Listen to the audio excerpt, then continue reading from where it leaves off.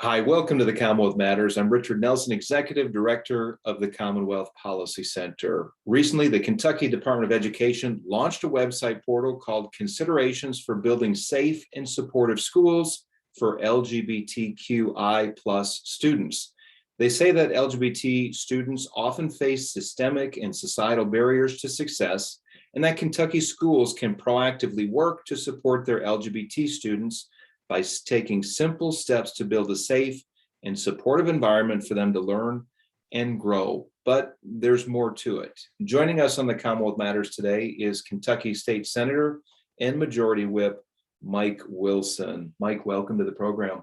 Thanks, Richard. Glad to be here. Say, Mike, you had first brought this to my attention. I was not aware of this until recently, and you had sent me an email and a link to this website portal. And I read through it. And after a while, really didn't take long, I could see why you were concerned about this. But I want to start with this premise that where I'm trying to find maybe some common ground, if I could, if there is any common ground. Sure. I like to, first of all, think the best of somebody before I'll make a judgment. And I'll make it clear, I do hope the public schools succeed because it benefits all of us. It benefits individuals when kids can read and write and use their God-given potential. Part of this document says that they intend to stop bullying and harassment, and then the idea of having a supportive environment. Is there anything wrong with any of that, what I just said? Bullying, harassment, you want to have a supportive environment? No, not at all. I mean, when I was chairman of the Education Committee, we did pass anti-bullying legislation that came from a task force. That was when Steve Beshear was in, office as governor. Mm-hmm. And he was the one that established that. And so eventually legislation came and we did pass it, anti-bullying legislation. There's that's totally reasonable that our kids should not be bullied at school. But I mean, when you went to school, when my kids went to school, and by the way, they all went to public school, they face that. I remember my son specifically, facing some of that bullying. And yet he was on the football team, he was top lifter, but he was just a sensitive kid, Yeah. with all of that. So we know it goes on in schools, and yes, we're trying to do everything we can to stop it. So yes. So and I agree with that. I think that regardless of where the student is, even LGBT students, and I come at this from a Christian perspective, that if I see anybody bullied for any reason, I should step in and say, no, that's wrong. Right. So I think the goal here is laudable. We don't want bullying, but as you mentioned, you've been dealing with the bullying issue for years. It actually is illegal, I understand. For any reason right now in the Kentucky schools, bullying is illegal. There are serious consequences for that. Yes, and staff are supposed to take action on that as soon as it is reported to them. So it's already illegal, and which makes us wonder why this document. So let's look at some of the things that raise some questions. Inclusivity is one of the terms that's introduced. They're trying to create an inclusive learning environment, which hopefully that has been going on all along, where it's a public school. By law, they have to include everybody, regardless of their background, socioeconomic status, ethnicity, that they have to welcome everybody. But this is how they define at the Kentucky Department of Education inclusive curriculums. A safe and supportive learning environment begins with the adoption of an inclusive curriculum. An inclusive curriculum is one that affirms all students' representation. All students. Representation of those from diverse backgrounds is an important part of building a healthy school culture and climate. Inclusive curriculum should seek to elevate positive lived experiences of those from diverse backgrounds without avoiding painful past events. Now, what caught my attention there, Mike, was to elevate positive lived experiences.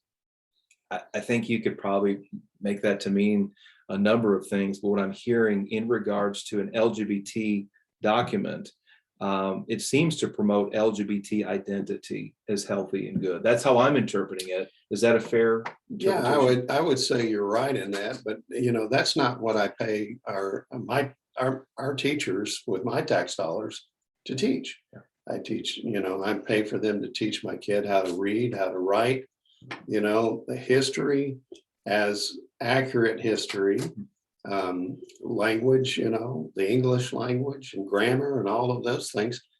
I don't teach, pay them for teaching K through 12 these social correct, politically correct concepts. And also you'll see in there too, they want to say that whatever a kid wants to be called, whether he wants to be called her or him or it, I guess, whatever, or They is one of the terms. yeah, whatever they want to be called. And I think, especially if you have children, if we're talking like grades 1 through 3, Mhm. this is so confusing. And if parents knew about this, they'd be up in arms because they're trying to teach their kids these concepts of what life's all about and be respectful and who they are as kids growing up. And yet this will be very confusing to them, in my opinion. So Mike, to your point about preferred names and pronouns, they suggest this. Again, this is the Kentucky Department of Education recommendation to public schools and public school teachers across the Commonwealth. They say this: educators should seek to use the preferred names and pronouns of students should the student request it.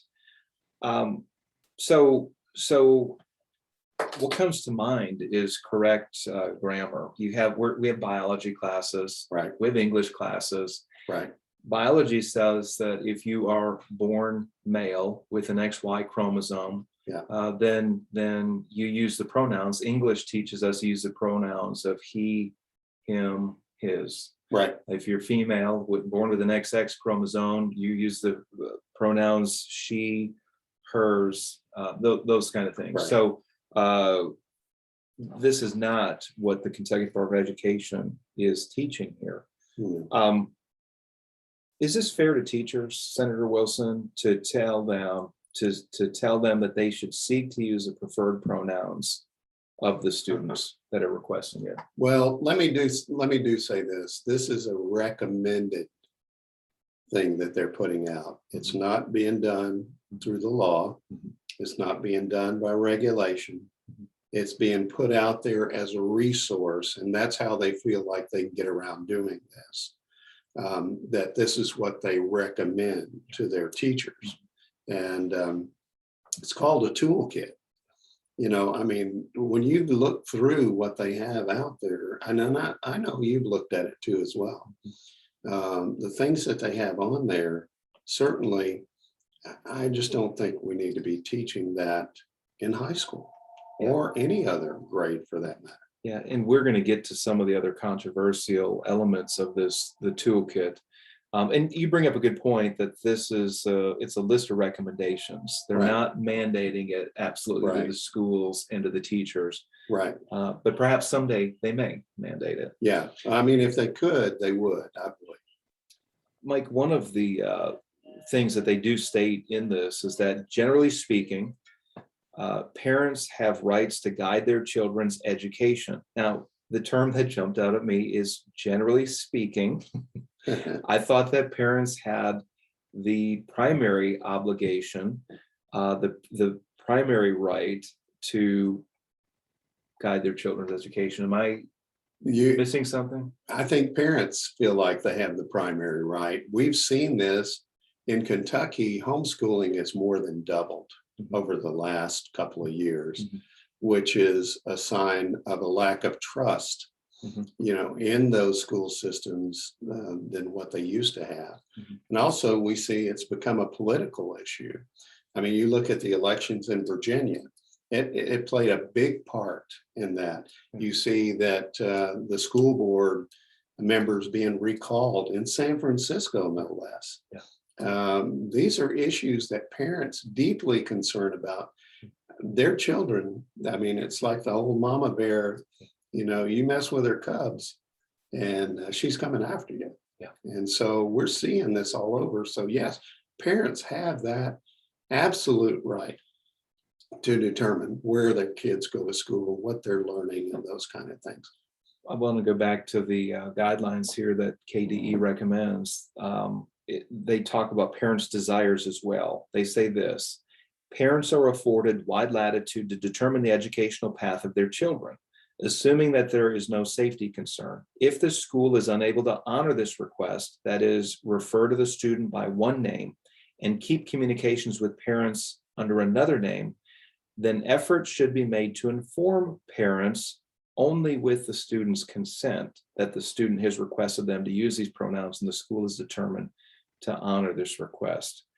So Mike, what they're saying is that they should make an effort to inform parents if the child at school is identifying with the opposite gender, the gender other than what they were born as, but only with the student's consent.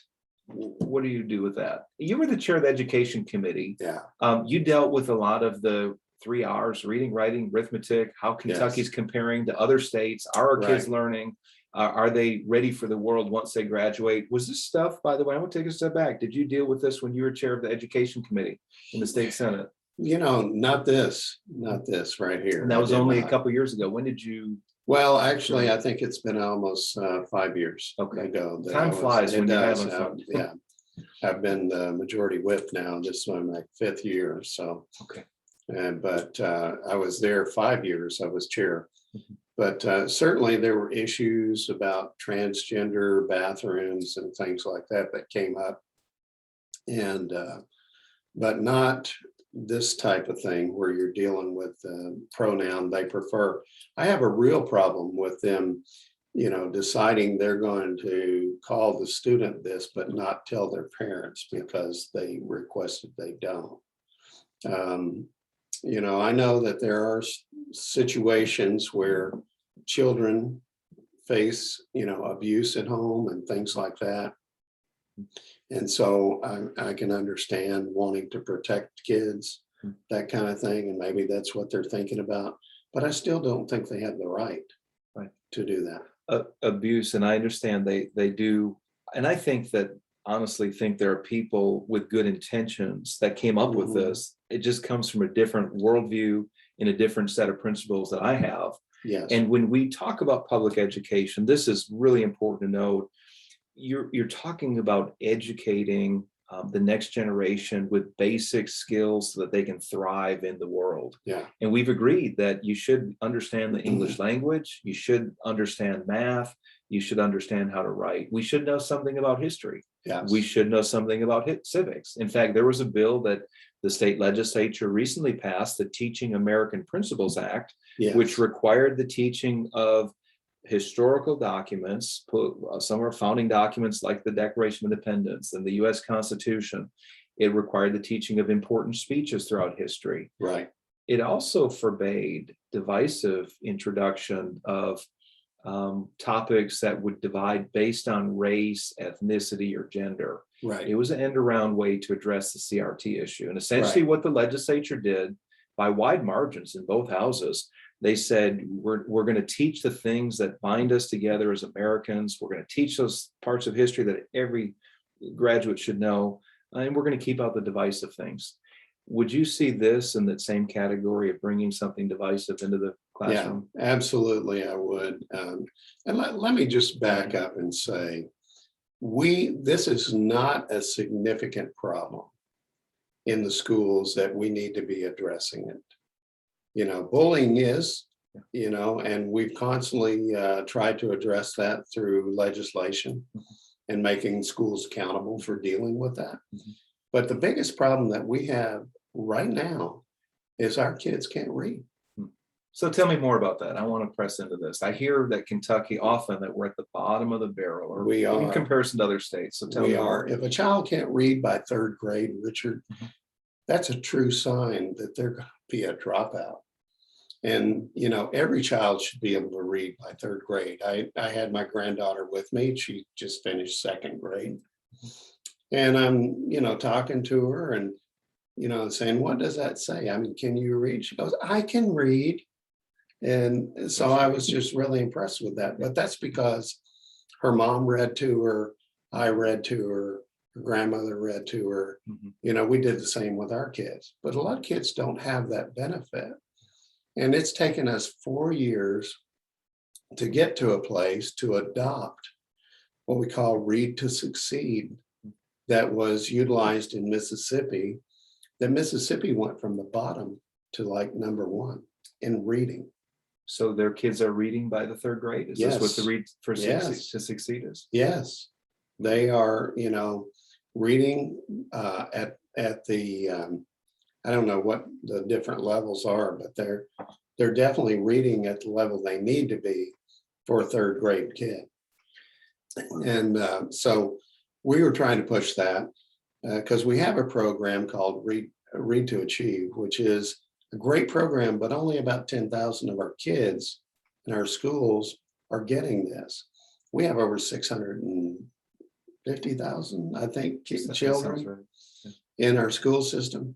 And basically, this system, the Read to Succeed, addresses kids at all levels, of our school system, and it will work with every single child. So I mean, you cannot do anything unless you can read. That is the most important skill, and that's what we need to be focused on. We just passed this legislation, and we need to be focused on that rather than stuff like this, in my opinion.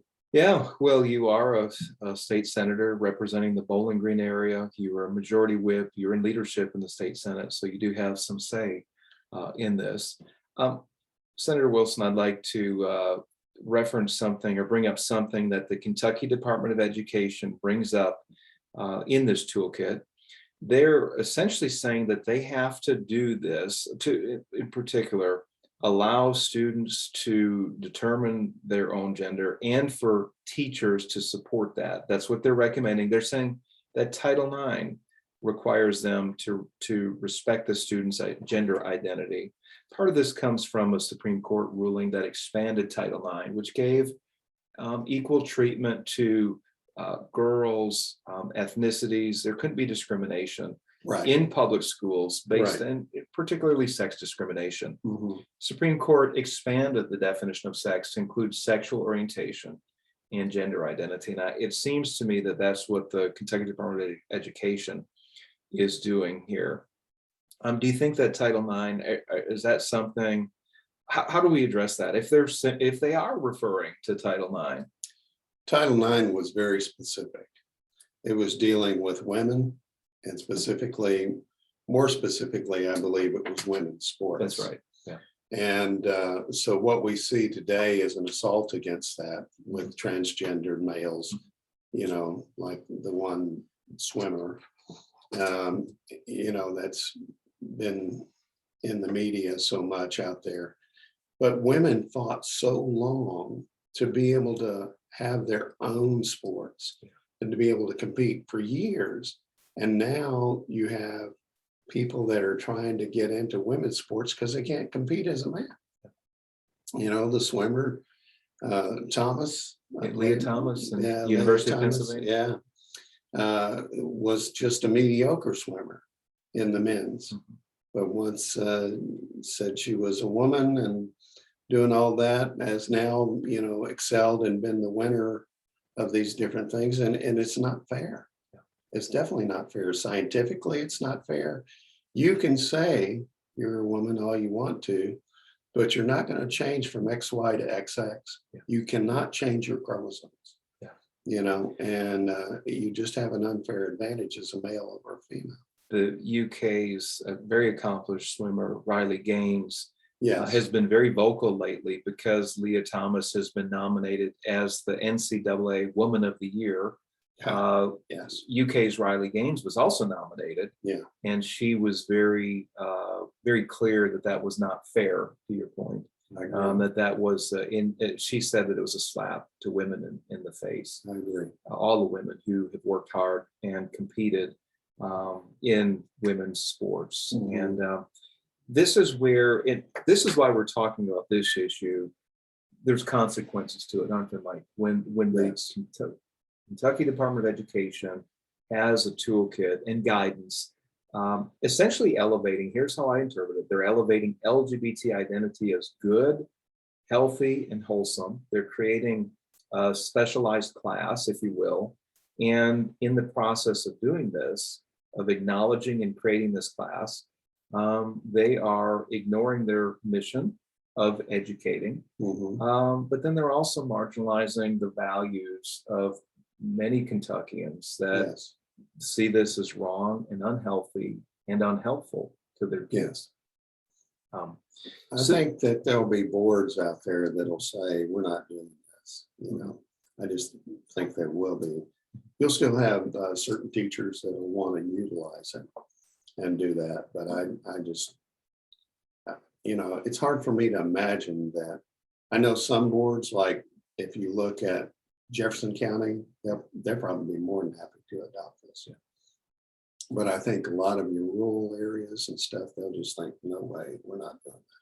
So, Mike, let's talk about some of the curriculum that they are promoting. One is the gingerbread person, the genderbread, Yes. which has the picture of a gingerbread man, and it points to the heart, it points to the genitals, and it explains sexual identity, sexual issues, if you will, to a very young child. You don't have the gingerbread man in high school No. to learn something, but this No. is geared towards young people, probably kindergarten through maybe fourth grade. Yes. And they have a link here to genderbread.org. And they're using it. They claim that they've used it in classrooms as young as fourth grade. I suspect it's probably being used in younger than that. I would think so. Is there an issue when Department of Education has links to things like this? There are other links. So before you answer that, GLSEN, Gay, Lesbian, Yeah. Straight Educators Network, which is a very politicized group pushing LGBT identities in the school. And there are Yes. other groups as well. The Reading the Rainbow is another one. LGBTQ inclusive literacy in the elementary classroom. These are things that are on the Kentucky Department of Education's website that they're offering as resources for teachers and schools to uplift this. What do you do? Is this appropriate, first of all? I definitely don't think it is appropriate. I mean, to offer resources like this, I think what you're trying to do with something of this nature is introduce something into kids when they are the most pliable, when they're young.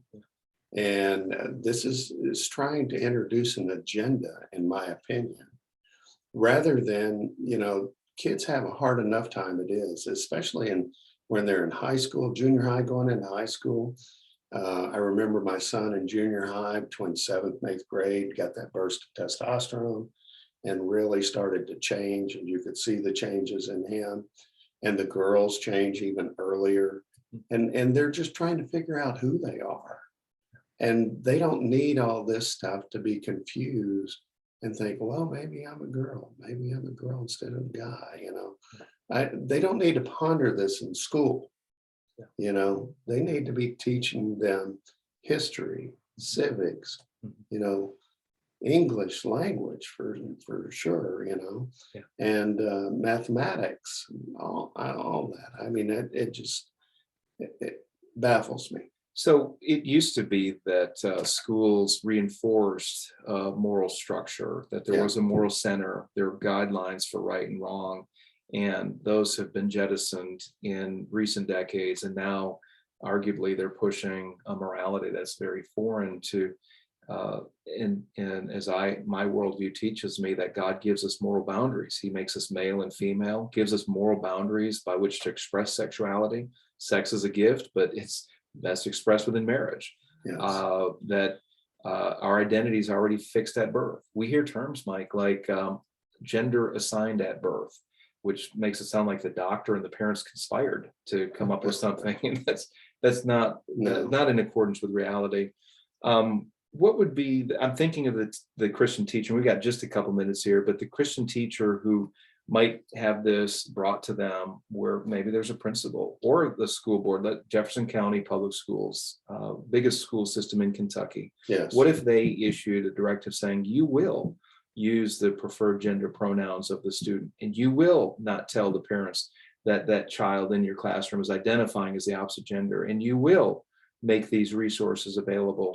What would be your words of wisdom to that Christian teacher that really loves kids and they want to teach, and yet they're conflicted and they're told to do something that they believe is morally wrong and not helpful to the student?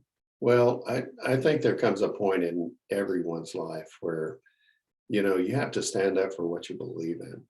And people say, well, you're not being sensitive to that person or that teacher, their job, they may lose their job. I guess I think about it a little bit differently, Richard. I mean, if I had to lose my job, I'd lose my job. That's just me. Now, I can't tell them that, but, I just would have to tell them, I can't do that. This is not law. It's not, regulations. I'm here about teaching these things, and I'll teach those things that I'm supposed to teach, but I'm not going to utilize this. Yeah, that's good. We've got time for just one more question. I've heard it said, in fact, the Commissioner of Education, well, let me take that back. I want to be careful. It was somebody in the Department of Education that said that the curriculum should not be dictated by the legislature. How do you respond to that? And this is in response to the CRT bills that were coming up in the legislature this last session. But you're going to hear a similar argument with this. The state government should stay out of what's going on in the public schools as far as dictating curriculum. Well, I would be very clear to them to tell them that the Constitution actually charges the legislature with the responsibility to make sure we have common schools. Okay. That's number one. And so when we're the ones that are responsible, that means that we have the ability to do legislation to make sure our schools are doing what they need to do. And we've done it repeatedly. So to come to us and tell us, we actually set it up so that teachers could actually be involved in the process of putting curriculum together. But there's kind of lines, and when you go outside the lines, it's our job to say, no, you got to get back inside the line. And just to draw the white lines down the road and say, as long as you're inside the lines, you're good. Yeah. And I think that's really what our job is. Do you expect any legislation to come up addressing what we're talking about here? You definitely probably could see something like that. It'll be discussed. I know that. Okay, so stay tuned. January of 2023 is when the session convenes again. Senator Mike Wilson, thank you so much for joining us on the Commonwealth Matters. Thank you for having me.